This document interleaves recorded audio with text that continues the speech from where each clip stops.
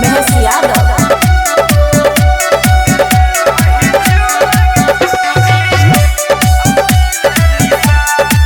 Suresh recording studio सरसों पाही।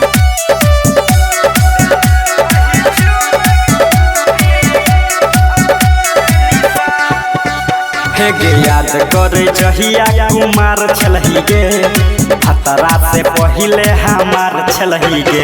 हे गे याद करे जहिया कुमार छलही गे, खतरा से पहिले हमार छलही गे। गेलही ससुरवा फोन न केलही, बता दे की गे हाल छो। देने रही चुमा गे छौरी, अभी ले निशान छो। देने रही चुमा गे छौरी, अभी ले निशान छो।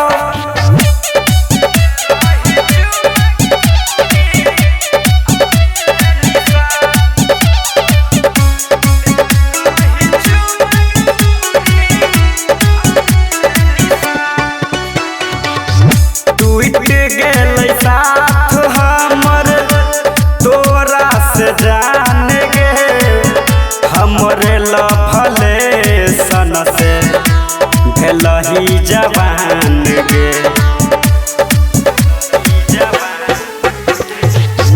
टूट गेलै साथ हमर तोरा से जान गे, हमरे लभले सन से भेलही जवान गे।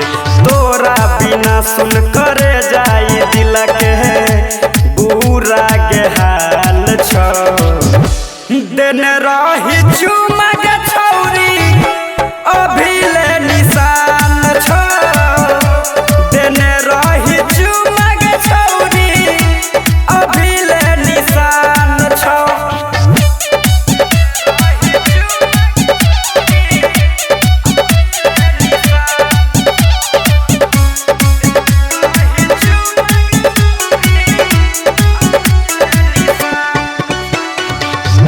हम नहीं जनलियो गे छौरी, देबही एहन साजा। जाके ससुरवा में बदल लाई राजा।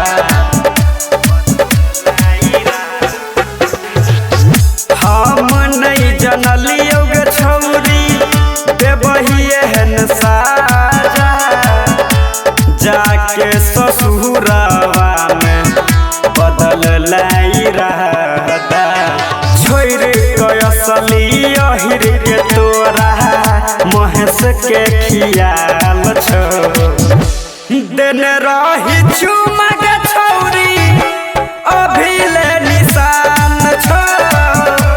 देने रही चुमा गे छौरी, अभी ले निशान छो।